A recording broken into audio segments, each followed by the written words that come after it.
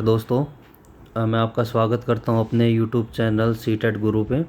आप आशा करता हूं आपने मेरी पहले की 3 वीडियोस देख ली होंगी, जिसके अंदर मैंने पूरी थर्ड क्लास को कवर किया है। तो सीटेट के पॉइंट ऑफ व्यू से क्या उसमें से आ सकता है, आई थिंक जहाँ तक मेरे को लगता है उसमें से उससे ज़्यादा कोई क्वेश्चन नहीं आया, ना तो आज तक कोई पूछा गया ना आया है। और आगे की भी यही आशा है कि उसमें से लगभग क्वेश्चन उसी में से ही आएंगे। आज हम अपने फोर्थ क्लास स्टार्ट कर रहे हैं और ये वीडियो भी फोर्थ है और क्लास भी फोर्थ है। और बेसिकली हम आज जो चैप्टर्स पढ़ेंगे, हम पहले 5 चैप्टर पढ़ेंगे।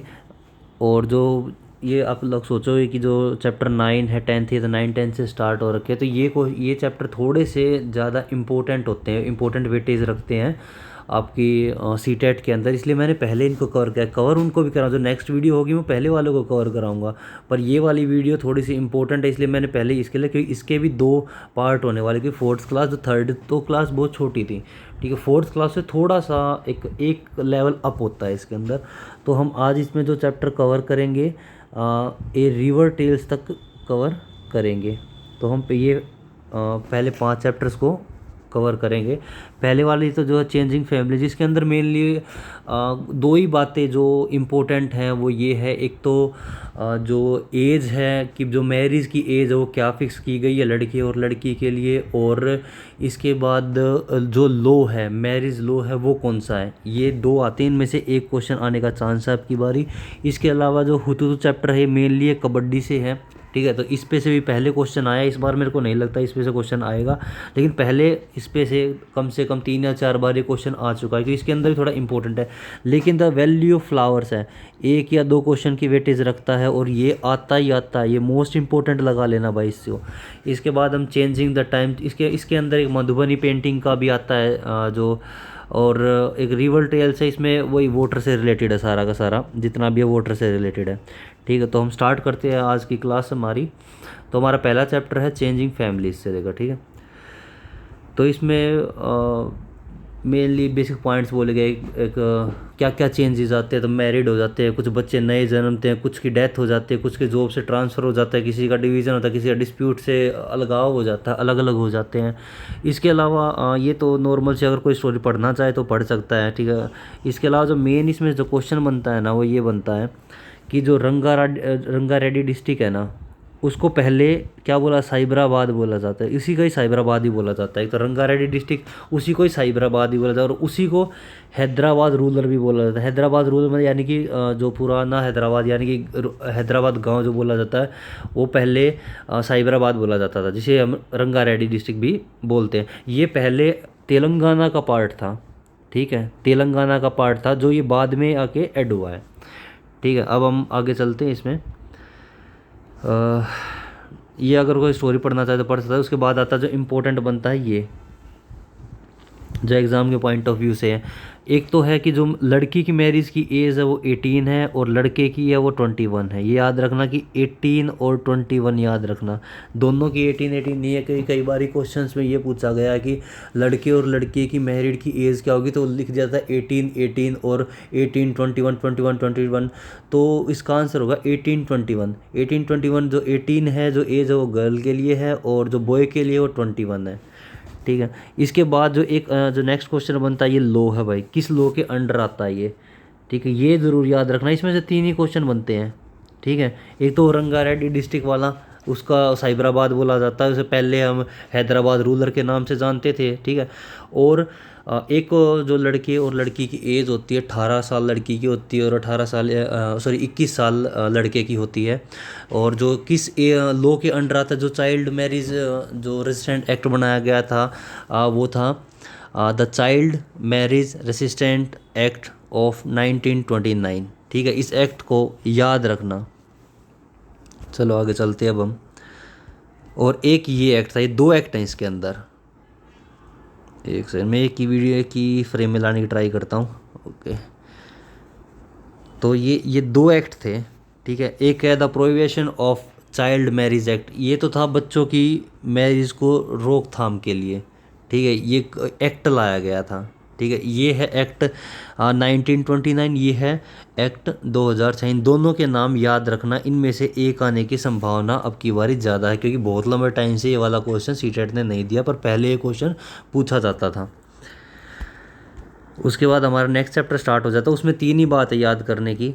ठीक है, इसके बाद ये मेनली इसमें से इतना क्वेश्चन पूछा तो नहीं जाता, लेकिन फिर भी हो सकता है आपकी बारी इसके अंदर आए। तो देखो, साउथ इंडिया में जो कबड्डी है, ठीक है, आपने आपने जो नॉर्थ जोन है, नॉर्थ इंडिया, उसमें सुना होगा कि भाई वो कबड्डी कबड्डी कबड्डी कबड्डी कबड्डी कबड्डी बोलते हैं। जब कबड्डी की रेड डालने के लिए जाते हैं तो कबड्डी कबड्डी कबड्डी बोलते हैं। ऐसे साउथ इंडिया में हुतु तु तु तु तु तु बोला जाता है, और ऐसे बांग्लादेश में हादू दू दू दू बोला जाता है। ठीक है, और ईस्ट इंडिया का जो पार्ट हमारा, चू किट किट किट बोला जाता है उधर। तो सबका एक अलग अलग बोलने का एक स्टाइल है। ठीक है, कि कबड्डी को कोई तो हु तु तु तु तु तु तु बोलता है, और कोई हादू दूदू बोलता है। ठीक है, कोई इसको चू किट किट किट बोलता है। वो गेम वही है, बस उसका नाम को चेंज किया गया है। ठीक है, वहाँ के लोग, एक लोकल लोग हैं, वो क्या बोलते हैं वो है। ठीक है, इसके अंदर 7 प्लेयर्स होते हैं। जो कबड्डी होते 7 प्लेयर होते हैं। एक पूरा मैदान होता है, बीच में से एक लाइन खींची जाती है, और इस साइड भी 7 होंगे और इस साइड भी 7 होंगे। टोटल 12 होते हैं भाई। दोनों टीम्स में 12-12 प्लेयर्स होते हैं। जो 7 तो होते हैं जो ग्राउंड में खेलते हैं, और 5 होते हैं जो एक्स्ट्रा में होते हैं, रिवाइज के लिए किसी को भी कोई प्रॉब्लम हो जाए या किसी को बदलना हो, तो ये 5 होते हैं इनके पास, इनको रिवाइव करने के लिए। ठीक है, ये बात यहाँ लिख भी रखी है। However there are 12 players in each team of which 7 are on court at a time and 5 is reserve. ठीक है, तो भाई जो 12 तो टोटल प्लेयर होते हैं, 7 जो कोर्ट के अंदर खेलते हैं, 5 जो बाहर बैठते हैं, जो टाइम आने पर उनके साथ चेंज किया जा सकता है। If they stop by option, if they lose the. अच्छा, ये है कि कैसे कैसे जो प्लेयर्स होते हैं वो आउट कैसे कैसे होते हैं। ठीक है, एक तो भाई जो अपोजिशन वाला वो उसे रोक दे, अपने पाले में रेड करने के लिए वायर से रोक दे, या फिर वो कबड्डी कबड्डी बोलना बंद कर दे, ब्रीथ लेना बंद कर दे, तो आउट मान लिया जाता है। ठीक है, अगर वो कोई प्लेयर होता है उसे टच कर दे, अपोजिट टीम का प्लेयर से टच कर दे, या उसे स्टॉप कर दे, या मिडल लाइन को क्रॉस करने से रोक दे, तो आउट होता है। ठीक है, ये कबड्डी के बारे में मेनली जो कबड्डी का है ना, जो मेन क्वेश्चन है जो यही आ सकता है, जो आ सकता है। तो ठीक है, कि कितने प्लेयर्स होते हैं। और एक ये आ सकता है इसमें कि भाई साउथ इंडिया में कबड्डी को क्या बोलते हैं, बांग्लादेश में क्या बोलते हैं, ईस्ट इंडिया में क्या बोलते हैं, तमिल में क्या बोलते हैं। ठीक है, आगे चलते हैं। अच्छा, इसने बोला कि जिनके बीच में लाइंस किन किन गेम्स के बीच में होती है, तो कबड्डी के बीच में होती है, बैडमिंटन के में, टेनिस में, टेबल टेनिस में, टग ऑफ वार में। ठीक है, टग ऑफ वार होता है रस्सा कस्सी। ठीक है, इसमें कंफ्यूज मत होना कि टग ऑफ वार क्या चीज़ है। जो अपना रस्सा कस्सी होता है ना, उसे बोलते हैं, जिसमें 2 टीम्स होती हैं, एक रस्सी के एक एंड को पकड़ती है, एक दूसरे एंड को पकड़ती है, और बीच में एक लाइन होती है, और उसके ऊपर एक रिबन बंधा होता है कि जो रस्सी को अपनी तरफ खींच लेगा वो विनिंग टीम मान ली जाती है। तो ये क्वेश्चन बेसिकली बस ये था, किस गेम के अंदर दोनों टीम्स के बीच में लाइंस को खींचा जाता है। ठीक है, तो वो है भाई kabaddi, badminton, tennis, table tennis, tug of war. उसके बाद हम बात करेंगे कि हम क्या क्या गेम्स, टच वाले कौन कौन से गेम खेलते हैं। टच वाला गेम मतलब जिसमें टच करने से आउट हो जाता है।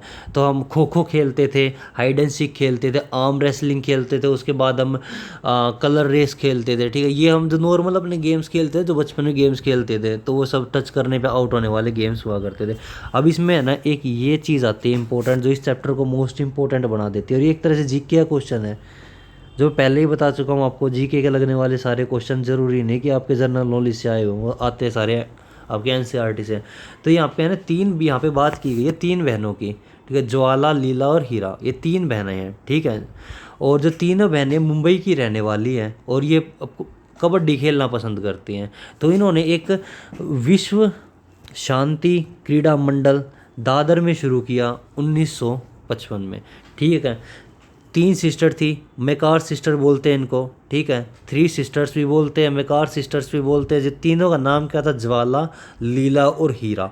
ओके, इन्हें कबड्डी खेलना पसंद था। मुंबई में दादर के अंदर इन्होंने विश्व शांति क्रीड़ा मंडल स्टार्ट किया। ठीक है, इनकी एक फ़ोटो भी होगी, ये तीनों बहनें हैं। ठीक है, इसके बाद एक और स्टार्ट हो जाता है फीमेल का ही, जिस पे तो भाई क्वेश्चन आज तक ऐसा नहीं हुआ कि सीटेट ने इस पे कोई क्वेश्चन ना पूछा। आप कोई भी पेपर उठा के देख लो, कोई पेपर उठा के देख लो सीटेट के किसी भी एग्ज़ाम में आज तक ये क्वेश्चन ना पूछा हो, चाहे कुछ भी, चाहे इससे रिलेटेड कुछ भी पूछेगा इसी से रिलेटेड। कल्लम मल्लेश्वरी, ठीक है, वेट लिफ्टर है इंडिया की शान, ठीक है। तो इसको तो लर्न इम्पोर्टेंट पे चाहे कहीं आप अपने नोट्स में बना के लिख लीजिए, ये तो बहुत इम्पोर्टेंट है। इसके बारे में हम थोड़ी सी बात करते हैं। जो इनके पिता थे वो पुलिसमैन थे और ये 4 सिस्टर थी, आंध्र प्रदेश की रहने वाली थी, ठीक है। 4 सिस्टर थी, पापा इसके पुलिस में थे और आंध्र प्रदेश में रहने वाली थी। कब इन्होंने वेट लिफ्टिंग स्टार्ट कब की थी, तो 12 साल की उम्र में स्टार्ट कर दी थी इन्होंने। कब शुरू की थी, 12 साल की एज से वेट लिफ्टिंग इन्होंने स्टार्ट कर दी थी। और जो इन्होंने जो जीता था ना 130 केजी, ठीक है, ये लिफ्ट कितना कर मतलब उठा सकते, ये इसका खुद का वेट नहीं है। कई लोगों को लगता है कि ये इनका वेट है, ये 130 किलो की नहीं है, ये 130 केजी वेट उठा सकती हैं, ठीक है। अभी तक 29 इंटरनेशनल मेडल जीत चुकी हैं, ठीक है।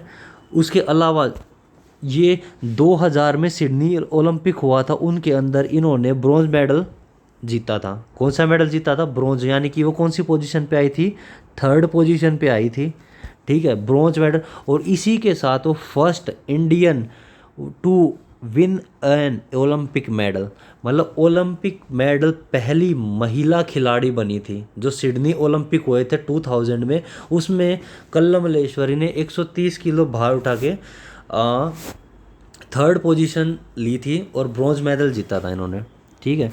इसके बाद she is also the first and only Indian women weight lifting to win the Olympic, और ये पूरे भारत की एकल यानी कि पहली ऐसी महिला वेट लिफ्टर जो ओलंपिक में मेडल जीता वो ये बनी, ठीक है। इसके बाद इनकी एक मैरिज के बारे में बोल रखा कि भाई 1997 में इनकी शादी होगी इनके साथी वेट लिफ्टर के साथ, जिनका नाम था राजेश त्यागी, ठीक है। इनके बारे में इतना ही है। इसको थोड़ा सा इम्पोर्टेंट में इस पे मैंने जोर भी इसीलिए दिया है कि देखो आपके 15 ही क्वेश्चन आने हैं, 15 क्वेश्चन में से आपको एक एक क्वेश्चन इकट्ठा करना है, ठीक है। अब क्या हो गया, शिफ्ट वाइज तो आपके पेपर आने लग गए हैं। पहले तो ये था एक शिफ्ट का एग्ज़ाम होता था, तो पर अब आपके चांसेस, जो क्वेश्चंस आने के चांसेस है ना, वो बढ़ जाते हैं, क्योंकि हर शिफ्ट के साथ 15 क्वेश्चंस आपके चेंज होंगे, ओके। तो आपके लिए हर एक चैप्टर इंपॉर्टेंट इसलिए क्योंकि आपकी शिफ्ट में कहाँ से क्वेश्चन आने वाला उठ के वो किसी को नहीं पता। हाँ, पर ये ज़रूर है कि क्वेश्चन आएगा एनसीईआरटी से, एनसीईआरटी से बाहर तो आपको कुछ आना है नहीं। उसके बाद हम नेक्स्ट चलते हैं। फिर हमारी लाइफ में जो स्पोर्ट्स है वो क्या इम्पोर्टेंस रखता है, क्या महत्व रखता है, ठीक है। इसके बारे में इस चैप्टर में थोड़ी सी बात की गई है कि हेल्दी, वेल्दी और एक्टिव रहने के लिए हमारी लाइफ में स्पोर्ट्स का होना बहुत ज़रूरी है। ये ग्रेट रोल रखता है हमारी लाइफ के अंदर, ताकि हम हेल्दी रह सकें, वेल्दी रह सकें और एक्टिव रह सकें। आपने बहुत टाइम ये देखा भी होगा, जो लोग हैं ना स्पोर्ट्स नहीं करते हैं, बेस जो घर पे पड़े रहते हैं नॉर्मली, जिनको आराम पसंद लोग जिन्हें बोलते हैं, जो अपने शरीर को हिलाना ही नहीं चाहते हैं, आप उन लोगों को देखो उनमें लेजीनेस है ना अलग से झलकेगी। वो अगर आपसे बात भी कर रहे हो तो ऐसा फील होएगा ये एक्टिव नहीं, पैसिव होकर बात कर रहा है हर चीज़ में। और है ना वो थोड़ा सा ना उसकी जो लाइफ स्टाइल तो डिम होनी स्टार्ट हो जाती है। पहले तो अच्छा लगता है कि यार मेरे को कहीं जाना है, आराम से पड़ा रहना है, तो उसकी लाइफ स्टाइल डिम होने लग जाती है, वो एक्टिव शो नहीं होता, उसके फेस पे ऐसा लगता है जैसे वो बहुत ज़्यादा सैड है, ठीक है। चाहे वो हैप्पी भी हो, अपने ना तो इमोशंस को कंट्रोल कर पाता, ठीक है। एक स्पोर्ट्स एक ऐसी चीज़ है जो लाइफ में होनी बहुत ज़रूरी है। आपको अगर हेल्दी रहना है तो आपको स्पोर्ट्स आपकी लाइफ में बहुत ज़रूरी है, आपको करना चाहिए। कोई ना कोई गेम आपको अपनी लाइफ में रखना चाहिए। आपको कुछ ही तो टाइम निकालना, पूरे डे में अगर 24 घंटे में से अगर आप 40 to 45 मिनट्स भी कर लेते हैं तो आपकी लाइफ में बहुत एक आप अलग ही एक तो एनर्जी फील करोगे। और जो मॉर्निंग का टाइम होता है ना, जितना उसके आप मॉर्निंग के टाइम अगर स्पोर्ट्स करते हो तो बेस्ट, इसलिए कि ये एक तो आपका जो पोल्यूशन लेवल होता है ना वो सुबह के टाइम बहुत कम होता है, तो आप उस टाइम करो, आप हेल्दी भी रहोगे, वेल्दी भी रहोगे और एक्टिव भी रहोगे, ठीक है। उसके बाद इस चैप्टर की बात करते हैं, तो मेरा ओपिनियन हो गया इसके अंदर। अब हम बात करते हैं इस चैप्टर की, तो चैप्टर में भी यही बोला गया कि भाई आप हेल्दी और वेल्दी और एक्टिव रहेंगे, आपकी बॉडी है वो हेल्दी होएगी, हेल्दी माइंड। एक आपने सुना भी होगा कि स्वस्थ मस्तिष्क स्वस्थ शरीर में ही विराजित होता है, ठीक है। तो अगर आप स्वस्थ हैं तो आपका दिमाग भी हमेशा स्वस्थ ही रहेगा। आप ग्रेट अचीवमेंट मेंटेन कर सकते हैं, चाहे फिजिकली बात करें चाहे मेंटल बात करें। स्पोर्ट्स हमको हर चीज़ में अच्छी हेल्थ और इम्प्रूव कोऑर्डिनेशन इम्प्रूव में तो भाई देखो सबसे ज़्यादा हेल्प यही करता है। जो लोग स्पोर्ट्स एक्टिविटी में हमेशा सम्मिलित रहते हैं ना, वो उनकी आप देख रहे कोऑर्डिनेशन बहुत अच्छा होता है। और ओवरऑल पर्सनैलिटी, एक नॉर्मल पर्सन जो सारा दिन घर पे पड़ा है ना, और एक जो थोड़ा बहुत स्पोर्ट्स भी कर रहा है, उसकी और उसकी पर्सनैलिटी में आपको दिन रात का अंतर देखने को मिलेगा। आपको उनके फेस से ही पता चल जाएगा कि हाँ भाई कौन ज़्यादा एक्टिव रहता है, कौन ज़्यादा पैसिव रहता है। ठीक है, अब हम आगे चलते हैं। यहीं वही बार बार दो ही बात रिपीट की जा रही है कि एनहेंस करता है मेंटल और फिजिकल कैपेबिलिटी को। बस यही चीज़ है कि ये दो चीज़ें को बढ़ावा देता है। पर ये दो चीज़ें दिखने के लिए दो चीज़ हैं, पर जब इन्हें देखते हैं तो ये बहुत एक पूरे के पूरे इंसान की ओवरऑल पर्सनैलिटी को ही शो कर देता है। ठीक है, अगर ये चेंज भी कर सकता है, और ये नहीं है कि जिन्होंने पहले स्पोर्ट्स नहीं कर रखा वो अब नहीं कर सकते, ऐसा कुछ नहीं है। अगर वो आज भी स्पोर्ट्स करना स्टार्ट करते हैं तो 10 से 15 दिन में आप खुद में इतने बदलाव फील करोगे। एक तो है ना, एक तो कभी स्पोर्ट्स नहीं करता और एक स्पोर्ट्स करता है, इन दोनों में आपको एक मैं छोटा सा डिफरेंस बताता हूँ। आप एक नॉर्मल इंटरव्यू को लेके चलो, ठीक है, आप है ना एक इंटरव्यू को लेके चलो। आप इंटरव्यू के अंदर जब कोई दो बच्चे बैठे हैं, ठीक है, एक बच्चा जो स्पोर्ट्स करता है, ठीक है, एक बच्चा जो स्पोर्ट्स करता है और एक जो नहीं करता है, उन दोनों बच्चों को जब वो एंट्री लेके वहाँ पे बैठेंगे ना, जो आगे आपके जो पैनल बैठा होता है 5 या 4 जनों का जो भी पैनल होता है, वो आते ही है ना, जो एक साइकोलॉजी वाला बंदा बैठा होता है ना, सबसे पहली चीज़ आपको ये जान लेता है वो कि ये स्पोर्ट्स करता है या नहीं करता है। कैसे जान जाता है? आपका फेस बता देगा। आप अगर वहाँ पे एक्टिव हो ना, तो आप कोई ना कोई फिजिकल एक्टिविटी करते ही हो, तभी आप एक्टिव हो, वरना इसके बिना आप एक्टिव नहीं हो। तो बहुत ज़्यादा प्रभाव पड़ता है आपका। कल को सीटेट क्लियर हो जाता है आपका, KVS में, NVS में, DSS में, आपका किसी भी चीज़ में सिलेक्शन होता है उसके बाद, तो आप जब इंटरव्यू के लिए जाओगे ना, तो वहाँ का जो भी आपके सामने बैठा होगा वो इंसान आपको जज करता है इन चीज़ें। खासकर एक फिजिकल जो साइकोलॉजी वाला बंदा होता है, उसका काम ही होता है आपको कोई क्वेश्चन नहीं पूछेगा, सिर्फ बैठा रहेगा, आपको देखता रहेगा वो। ठीक है, आपको ऑब्जर्व करेगा हर एक चीज़ को, हाव भाव को क्या करते हो। चलो अपने टॉपिक से थोड़ा सा दूसरी तरफ निकल के चलो अपने टॉपिक की बात करते हैं, द वैल्यू ऑफ फ्लावर्स। ठीक है, वैल्यू ऑफ फ्लावर्स में ये चैप्टर्स अगर आप स्क्रीनशॉट लो, साथ साथ में स्क्रीनशॉट ले लो, लिखो कहीं तो साथ साथ में लिख लेना, क्योंकि इस चैप्टर में से तो वही क्वेश्चन आना ही आना है, एक क्वेश्चन। अब यार अगर 15 में से एक क्वेश्चन आपको यहाँ मिल गया, और 4 क्वेश्चन मैं आपको पहले बता चुका हूँ कि थर्ड में से 4 क्वेश्चन आते ही आते हैं, वो मैं थर्ड की साथ साथ मोस्ट इंपॉर्टेंट जो क्वेश्चन वो बता दिए उधर से। तो 4 ही हो गए, 5 ही हो गए भाई, 5 क्वेश्चन तो ऐसे ही ना हो गए। इसीलिए कहता हूँ EVS का कोई बहुत बड़ा सिलेबस नहीं है। EVS मैं आपकी बहुत जल्दी कवर करवा दूँगा, कम से कम है ना 15 से 20 वीडियोस के अंदर आपकी जो 3rd to 5th की EVS है वो कवर हो जाएगी। उसके बाद में कुछ अपनी तरफ से जो आने वाले क्वेश्चन, ये तो कंटेंट की बात हो जाएगी, आपके जितने भी कंटेंट है वो कंटेंट कंप्लीट हो जाएगा इससे। इसके जब कंटेंट हो जाएगा ना, फिर मैं उठा के लाऊंगा पिछले साल के क्वेश्चंस, जिसमें और यूट्यूब वाले करते हैं गलती। वो करते हैं स्टार्टिंग से ही आपको सिर्फ क्या करेंगे कि जो क्वेश्चन है वो करवा देंगे आपको। जब भी क्वेश्चन निकाल के करोगे तो लगेगा आपको हाँ भाई हमारे सारे क्वेश्चन हो गए, बट वो होते नहीं है। आपने कई बार ये देखा भी होगा।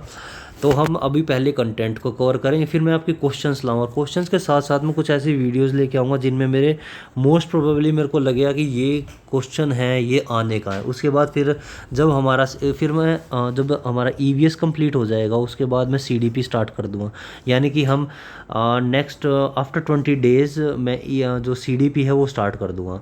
ठीक है, लगभग मैं EVS को कवर कर दूँगा, फिर CDP को मैं लगभग मैं 20 से 30 डेज़ दूंगा, उसके अंदर CDP कवर हो जाएगी। मैं धीरे धीरे आपका एक एक सब्जेक्ट करके मैं क्लियर करता जाऊंगा। उसके बाद इससे आप फ़ायदा ये होएगा, जब तक आपका जुलाई का एग्ज़ाम आएगा ना, आपको कंटेंट आपके माइंड में होगा।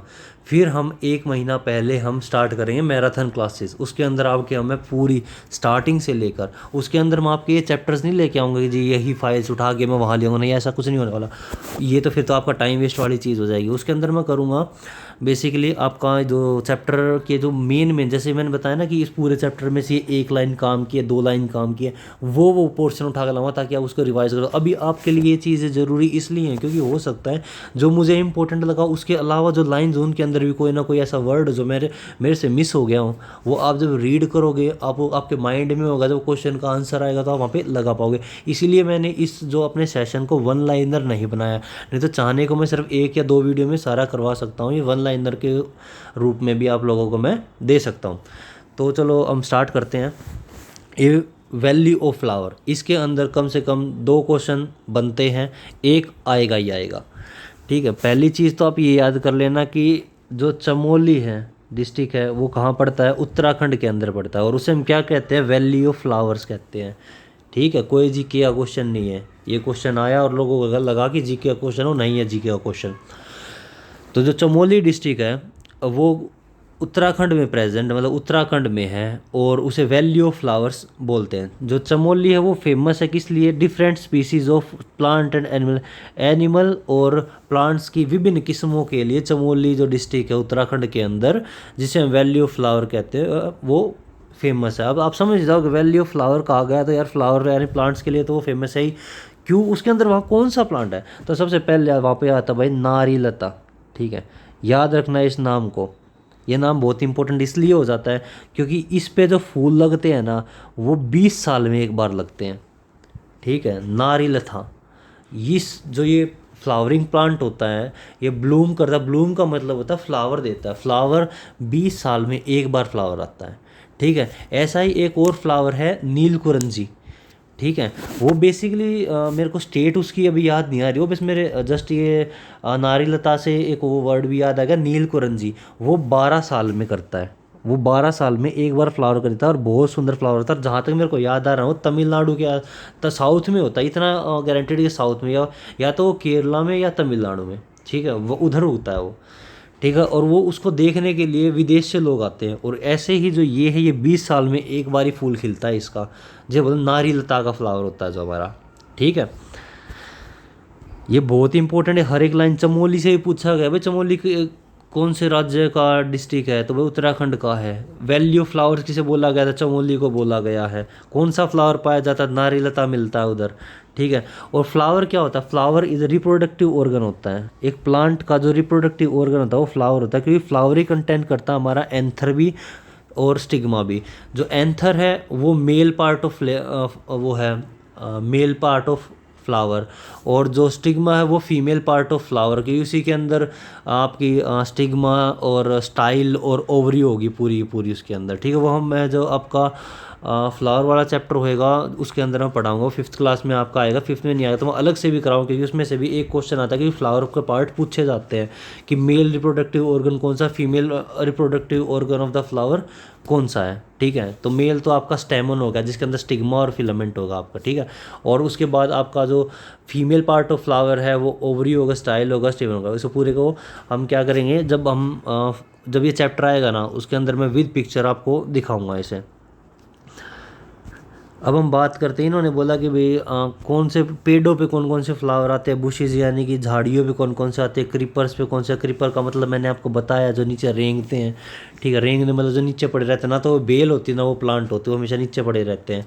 पानी में कौन कौन से होते हैं, तो स्टार्ट करते हैं हम, जो ट्री पे हो ना वो फ्लेम फ्लावर वुड फ्लावर पाए जाते हैं, जो ट्री पे होते हैं, जो ट्री पे फ्लावर होते हैं। ठीक है, और उसके बाद जो झाड़ियों पे होते हैं वो रोज़, हिबस्कस, जिसे हम चाइना रोज़ बोलते हैं, हिबस्कस को चाइना रोज़ बोलते हैं। याद रखना, कई बार ही पूछ लेता है चाइना रोज़ का साइंटिफिक नेम क्या है, तो साइंटिफिक नेम इसका हिबस्कस है। ओके, फिर बात करते हैं क्रीपर्स कौन कौन से होते हैं, तो क्रीपर्स में हमारा मंगोलिया अगर स्नो वाइट फ्लावर्स हो गए। ठीक है, उसके बाद पानी में लोटस हो गया, लिली हो गया, ब्लूम जो रात को, ये क्वेश्चन आया था एक बारी, रात को उगने वाला ब्लूम एट नाइट तो होता है जैस्मीन और नाइट क्वीन। ठीक है, जैस्मीन और नाइट क्वीन हमेशा रात को ही खिलता है। उसके बाद डे में कौन कौन से होते हैं, तो सनफ्लावर और लोटस। ठीक है, उसके बाद आ जाता है हमारे सेंट्स में कौन कौन सा यूज़ होता है, जैस्मिन और रोज़, ये तो हम बता सकते हैं। लेवेंडर भी हमारा और इसी में यूज़ होता है, सेंट्स में यूज़ होता है। फिर अब ब्लूम ऑल द ईयर, सारे साल कौन कौन से जो पूरे साल खिलता हो, वह रोज़ और लिली, लिली को हम क्या बोलते हैं, कुमुदनी बोलते हैं। ओके, फिर अब ब्लूम ओनली सर्टेन, कुछ ही मंथ में उगने वाले हैं, तो 2 फ्लावर आपके मैरीगोल्ड और टूलिप हैं, इन्हें याद कर लेना भाई, इनका स्क्रीनशॉट ले लेना आप। ठीक है, डू नॉट हैव फ्लावर, ऐसे कौन से ऐसे भी प्लांट्स हैं जिनके ऊपर फ्लावर्स नहीं है, ऐसे कौन कौन से प्लांट्स हैं, तो आपका एक तो मनी प्लांट, आपने कभी मनी प्लांट के ऊपर आपने फ्लावर आते हुए नहीं देखे होंगे, एक फर्न और एक साइकस है, इनके ऊपर कोई भी फ्लावर नहीं आते हैं। और जब फिर लिखा गया है कि फ्लावर्स का यूज़ क्या क्या होता है, भाई यहाँ से क्वेश्चन एक बारी आया है। ठीक है, और एक बार ही नहीं बहुत बार आया है। एक तो हाँ ये क्वेश्चन डिफर किया है हर बारी। एक बार तो कचनार का पूछ लिया, कचनार के फ्लावर्स का क्या था, कचनार की है ना वेजिटेबल यानी कि सब्जी बनाते हैं उत्तर प्रदेश के अंदर। उत्तर प्रदेश में जो कचनार का जो फ्लावर है ना उसका सब्जी बनाने के लिए उपयोग किया जाता है। फिर बात आती है केरला की। केरला के अंदर बनाना के फ्लावर्स की सब्जी बनती है, आपको पता होगा ये तो, ठीक है। नहीं पता तो आज पता चल जाएगा, ठीक है। केरला के अंदर बनाना के फ्लावर्स को वेजिटेबल्स बनाई जाती है। उत्तर प्रदेश के अंदर कचनार के जो फ्लावर है उससे सब्जी बनाई जाती है। इसके बाद एक और आता है महाराष्ट्र के अंदर होता है सजान का फ्लावर, ठीक है। इससे पकोड़े बनते हैं।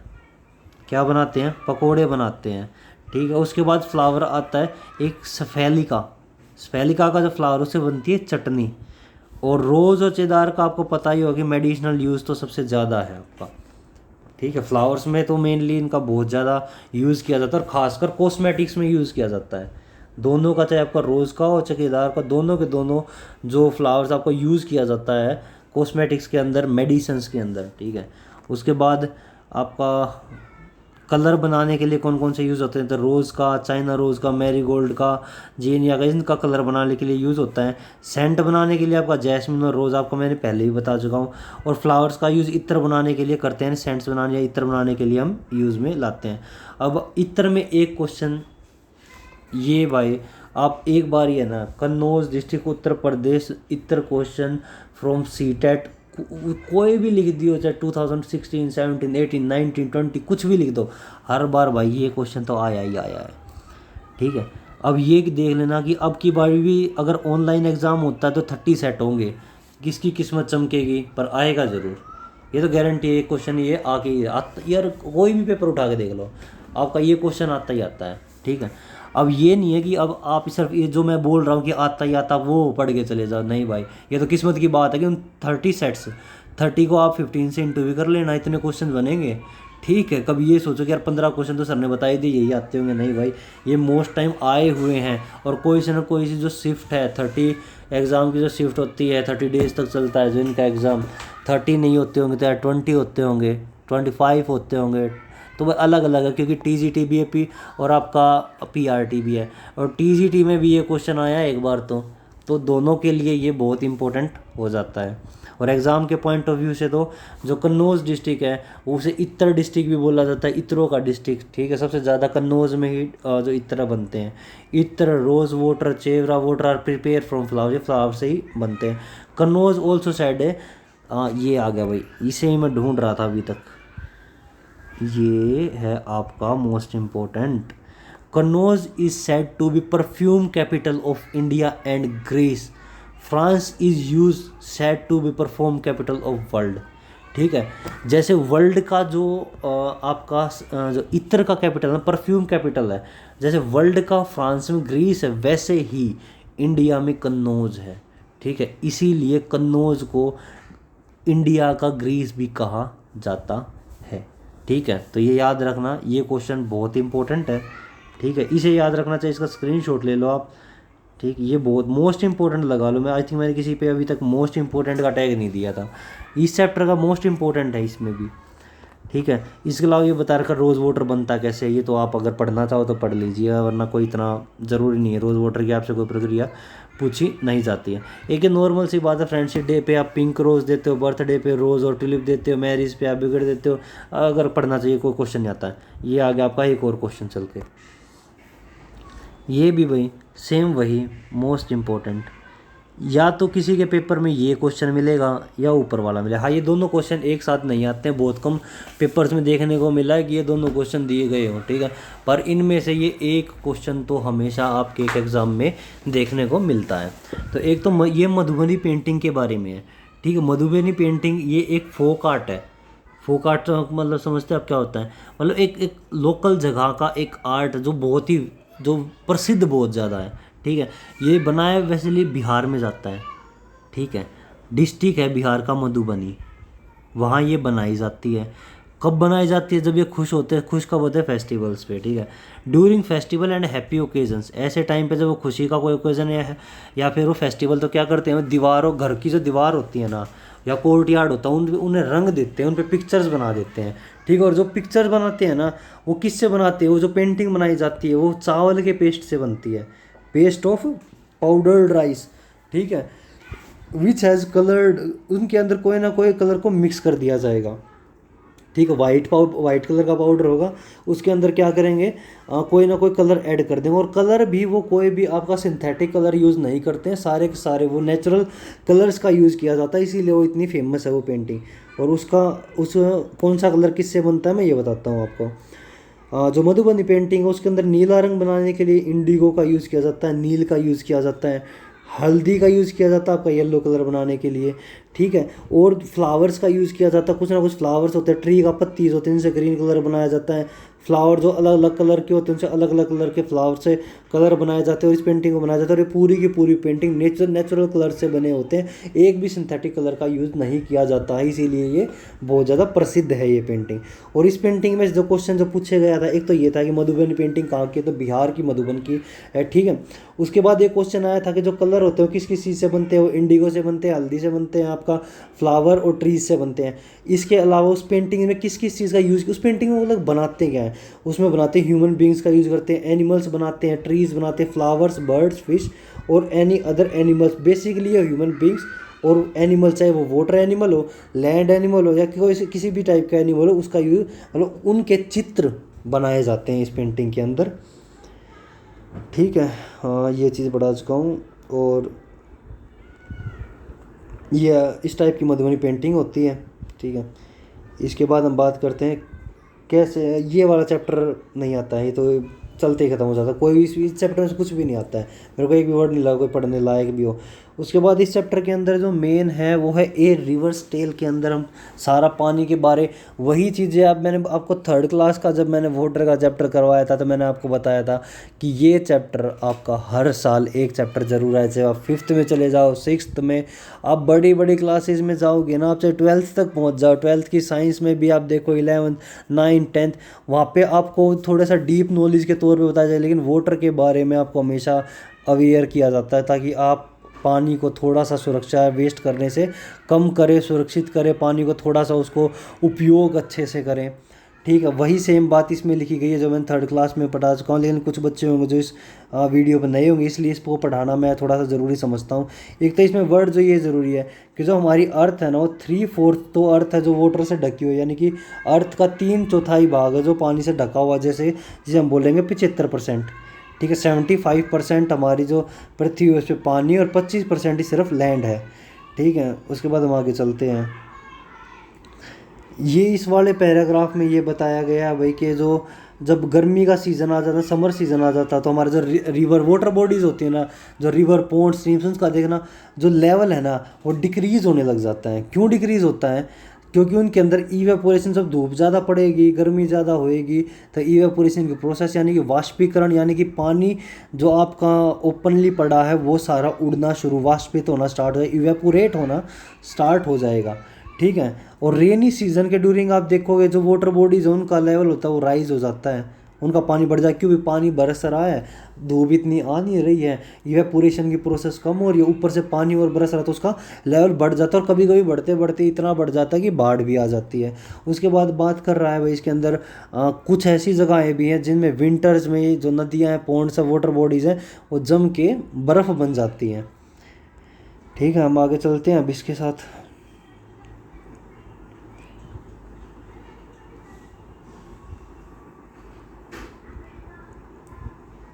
इसमें कुछ नहीं लिख रखा भाई, ये भी काम का नहीं है। Cooler the water change it the research in the cities this the because of, हाँ यहाँ पे बात कही गई है कि जो हमारे जितनी भी हम गंदगी फैला रहे हैं ना, मेनली क्या कर रहे हैं हम, जो इंडस्ट्रियल वेस्ट है ना वो पानी के अंदर डाल रहे हैं, सीवेज वेस्ट है वो पानी के अंदर डाल देते हैं, कचरा है, गार्बेज है, ठीक है। वो हम क्या कर रहे हैं, हमें डिस्पोजल की जगह तो मिल नहीं रही है, तो करते क्या है, सस्ता डिस्पोजल क्या है, आस पास की नदी में फेंक दो भाई, ठीक है। तो इसको सस्ता डिस्पोजल सोच के अपनी नदी को गंदा कर देते हैं। उन्हें लगता है कि यार हमने ही तो फेंका है, क्या फ़र्क पड़ता है। पर ये नहीं पता एक टाइम के बाद वही घूम फिर के है ना इतना बढ़ जाएगा, क्योंकि आसपास के लोग जो तुम्हें देख रहे हैं ना वो आपको इन्हीं चीज़ों को अपनाएंगे, और अपना के वो उस चीज़ को ठीक तो करने दूर, वो उस चीज़ को अपना के और गंदा करना स्टार्ट कर देंगे। तो इससे बेटर है कि आप लोग खुद से, हर एक घर का हर एक सदस्य है जब पानी को बचाना और पानी को गंदा करना बंद करेगा तभी इस देश का कुछ भला हो सकता है। नहीं तो आने वाले टाइम में वाटर क्राइसिस देखने को मिलेगी। और ख़ासकर इंडिया जैसे, अभी तक तो इंडिया में बहुत सारी, जो रिवर्स का राजा माना जाता है ना जो इंडिया, एक टाइम ऐसा ना हो कि पानी ही पीने के लिए ना बचे। तो अभी तो आपके लोगों के हाथ में है पानी को कैसे बचाया जा सकता है। तो जितना हो सके पानी को बचाइए और प्रदूषित होने से भी बचाइए। ठीक है, उसके अंदर आप अपना कोई भी गंदी चीज़, गंदगी वगैरह ना डालें। उसके बाद हम आगे चलते हैं। आगे बता रखा है कि भाई कैसे एक रिवर पोल्यूटेड होती है, तो हम इंडस्ट्रियल डिस्चार्ज, डोमेस्टिक वर्क का डिस्चार्ज था वो डाल देते हैं वो उसके अंदर, या हमारी इंडस्ट्री से कोई कचरा निकला वो डाल दिया। इनऑर्गेनिक पेस्टिसाइड, जब हम खेतों में पेस्टिसाइड यूज़ कर रहे हैं उससे, और फर्टिलाइज़र यूज़ कर रहे हैं उससे भी हमारी रिवर्स गंदी हो रही हैं। ठीक है, होता क्या उसमें, अब जितनी भी नहरें, आपको 90% के आसपास की ज़मीन है ना खेती वाली ज़मीन मिलेगी नहरों के पास की, और उनमें यूज़ होते हैं हार्मफुल पेस्टिसाइड्स होते हैं और फर्टिलाइज़र्स। अब रेन आती है, पानी आई, ठीक है, एक तो बारिश आ गई है, बारिश आने से उसके अंदर पानी भर गया, वो पानी चलता हुआ आपका रिवर्स में जाके मिलने लग जाएगा, नहीं तो वो नीचे धरती में समाने लग जाएगा। तो उससे जो धरती में समा गया उससे तो आपकी पूरी पूरी लैंड ख़राब हो जाएगी, उससे बंजर ज़मीन होने हो जाती है। और अगर वो पानी बहता हुआ किसी भी वाटर बॉडी में, पॉन्ड में, रिवर में चला गया तो पेस्टिसाइड वहाँ जाएगा। पॉन्ड और रिवर से या तो हम पानी पीते हैं एनिमल, तब बीमार कौन होएगा, या तो एनिमल या हम, दोनों के दोनों बीमार होएंगे, और किसी को फ़र्क नहीं पड़ता, या बर्ड्स हैं उनको। ठीक है, उसके बाद टेक्सटाइल इंडस्ट्री में जितनी भी डाइज होती है, खाली पड़ी डाइज, बेकार डाइज, कपड़े धोए उसका डाई निकली, पानी सारा रिवर के अंदर बहा दिया। ठीक है, तो बहुत सारी चीज़ें हैं जिनसे हम अपने ही जो पानी है उसको बर्बाद करने लग रहे हैं। एक ये भाई क्वेश्चन, अभी तक तो बहुत टाइम जो ये क्वेश्चन है ना हॉट क्वेश्चंस में से एक क्वेश्चन रहे हैं कि आपसे है ना वाटर बोर्न डिसीज़ के नाम पे, ये बेसिकली डिसीज़ में तो कुछ भी पूछ लेता है। ये क्वेश्चन अगर बोले कि वाटर बोर्न डिसीज़ तो एक दो बार ही देखने को मिला है, पर अगर डिसीज़ की बात करें, ठीक है, तो वो हर बारी एक क्वेश्चन ज़रूर आता है। जैसे malaria, dengue, chikungunya, cholera, diarrhoea, typhoid, hepatitis बम्स, तो ये जितनी भी डिसीज़ हैं, माइक्रोब्स है, मिनीमा, टाई है, ब्लैक फुट डिसीज़ है, इनके बारे में आप थोड़ा सा पढ़ लेना। आप अगर अभी पढ़ लोगे ना तो भी ठीक है, और जो नहीं पढ़ेंगे उनकी भी कोई प्रॉब्लम नहीं है भाई। ठीक है, उनके लिए मैं एक स्पेशल इस चीज़ की वीडियो बनाऊंगा, अभी नहीं बनाऊंगा, अपना जो हमने जो भी टारगेट किया है 3rd to 5th क्लास को कवर करना, उस क्लास को कवर करने के बाद मैं कुछ है ना कम से कम 10 वीडियोज़ ऐसी बनाऊंगा जो जो एग्ज़ाम के पॉइंट ऑफ व्यू से बहुत ही यूज़फुल हैं आपके लिए और बहुत ही ज़्यादा इम्पोर्टेंट है वो। ठीक है, उन्हें आप लोग ज़रूर देखना। और इसमें आपको ये बीमारी ये पढ़ना है सर कि जो वाटर बोर्न डिसीज़ कौन कौन सी होती हैं। ठीक है, उसके बाद आप इनके आप ये पढ़ सकते हैं लक्षण क्या क्या है, मलेरिया होने पर क्या होता है। जैसे मलेरिया, डेंगू, चिकनगुनिया, ये 3 बीमारियां हैं। ये सिर्फ वाटर बोर्न डिसीज ने क्यों बोला जाता है, पानी से हमें बीमारी होती नहीं है, लेकिन पानी की वजह से क्या होता है, मच्छर पैदा होता है, लार्वा होता है, और वो डेंगुआ पनपता है और वो जाता है, वो काटता है। और बेसिकली याद रखना, इसमें से एक क्वेश्चन आया हुआ था एक बारी कि है ना, क्या हर टाइप का मच्छर काटता है? नहीं, हर टाइप का मच्छर नहीं काटता है। मेल, दो मच्छर भी 2 तरह के होते हैं, मेल और फीमेल। जो मेल मॉस्किटो होता है वो कभी नहीं काटता है, वो सिर्फ जो नेक्टर है वो सक करता है, और जो फीमेल मॉस्किटो होती है वो काटती है। ठीक है भाई, इसीलिए लोगों से ये भी जोड़ते हैं कि जो औरत होती है भाई बहुत ज़्यादा काटती है। वैसे ऐसा कुछ नहीं है, ये सिर्फ एक जोक्स पार्ट है। ओके, और आई थिंक ये चैप्टर यहाँ ख़त्म हो जाता है। अब इसके बाद यहाँ बताया गया है कि हाँ एक चीज़ रह गई है, अगर आपका जो वाटर है वो कंटामिनेटेड है, ख़राब हो चुका है, तो आप उसको उसे साफ़ कैसे करोगे, कैसे उसे आप ठीक कर सकते हो। उसके कुछ इलाज, या तो पानी को उबाल दो, हार्मफुल माइक्रोब्स, बैक्टीरिया ये सब मर जाएंगे, किल हो जाएंगे। सेडिमेंटेशन बाय एलम डाल दो। सेडिमेंटेशन वर्ड क्यों लगा सर, बोल सकते थे एलम डाल दो, नहीं बोला भाई क्योंकि साथ में सेडिमेंटेशन वर्ड आएगा। क्यों, क्या होगा, जितनी भी गंदगी पानी के अंदर होगी ना, एलम अपने साथ नीचे सतह पर बिठा देगी। ठीक है, सतह पर बैठने की जो प्रोसेस है उसे क्या बोलते हैं, सेडिमेंटेशन बोलते हैं। ठीक है, उसके बाद क्लोरीनेशन, ये हमारे जो भाई शहर होते हैं, सिटीज़ होते हैं, उनमें जितना भी पानी साफ़ किया जाता है ना, चाहे आप हमारी जो डिग्गीज़ होती हैं, जो वाटर स्टोरेज टैंक होता है, उन्हें हम हिंदी में डिग्गी बोलते हैं, ठीक है। तो जहाँ पे वाटर स्टोर होता है उधर हम क्या करते हैं, पानी के अंदर क्लोरीन डालते हैं, उससे क्या होता है, हार्मफुल बैक्टीरिया सारे डेड हो जाते हैं। उसके अलावा साथ साथ में जो वाटर की जो हैवी मेटल्स होते हैं ना, उन्हें भी थोड़ा सा कम करने में हेल्प करता है, ज़्यादा नहीं करता, 0 पॉइंट समथिंग% उस पर इफ़ेक्ट पड़ता है, वरना इसका मेन काम बैक्टीरिया को किल करना ही है, ठीक है। इसके बाद बॉइलिंग जो वाटर है, हम पानी को, ये नीचे प्रोसेस होता है ये boiling of water, this method kill the harmful germs and ये बता रखा है chemical, various chemical such as chlorine be add to the water depending on the type of impurity present in it. हाँ, आप chlorine हर किसी water को साफ़ करने के लिए यूज़ नहीं कर सकते, आपको पहले ये देखना पड़ेगा आपको किस टाइप की इम्प्योरिटी को दूर करना है, उसके लिए आप क्लोरीन का यूज़ करेंगे। या फिर फिल्ट्रेशन मेथड, आप पानी को छान भी सकते हो, अगर आपको कोई उसके अंदर से कोई चीज़ पड़ी हुई दिख रही है, कोई गिरी हुई दिख रही हो, कोई चीज़ वो निकालनी है, तो जस्ट आपको उसको छान लो, फिल्टर कर लो, फिल्टर मेथड भी आप अपना सकते हैं। तो ये आपका चैप्टर यहाँ स्टार्ट हो गया। ये आपका नेक्स्ट चैप्टर हम जो फार्मिंग है, ये भी बहुत इंपॉर्टेंट है भाई, इसमें से आप कभी भी देख लेना, फार्मिंग पे से एक चैप्टर आया हुआ है, ठीक है। बेसिकली ये 4th क्लास में ये चैप्टर, इसके बाद ये चैप्टर 6th क्लास में आता है भाई, ठीक है। दोनों को करेंगे, इसका 4th वाले को 4th में निपटाएंगे और 6th वाले को 6th में निपटाएंगे, क्योंकि ये साथ साथ कर सकते हो, आपको अलग से करवाने की ज़रूरत है नहीं। तो आज का लेक्चर हम ख़त्म करते हैं, ठीक है। और आपका बहुत बहुत धन्यवाद मेरी इस वीडियो को देखने के लिए। जय हिंद, जय भारत।